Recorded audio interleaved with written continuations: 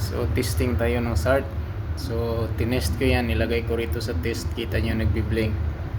So ang SART pala namin ay AIS, so ibig sabihin makaka-receive ka ng message nito sa AIS pagka okay ang test mo. So make sure mo lang, tingnan natin dito sa AIS, make sure mo lang na ang settings dito ay naka-show, hindi naka-hide. So punta ka dito sa menu, punta ka sa user set, kailangan to naka-show. SART test kailangan naka-show kasi may isang kuan yan na naka-hide. So yan, naka-hide. Pag naka-hide, hindi mo makikita, hindi ka makaka-receive ng SART test na message dito, at hindi mo rin makikita doon sa ICDIS mo. So make sure na naka-show yan.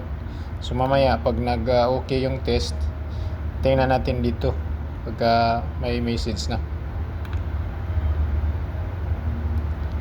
Balik lang tayo dito sa nav status. So i-post muna natin, antayin natin yung message ng test.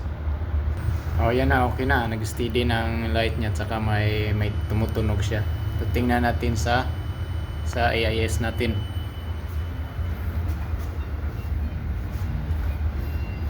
Ito text message receive. So enter natin. So ito na yun. Tayo sa message, enter message box. So ito yung unit ID ng SART natin. Tingnan natin ayan 350, yung kung nakikita nyo, yan yung unit ID. Tapos tingnan natin dito sa AIS, ayan 350.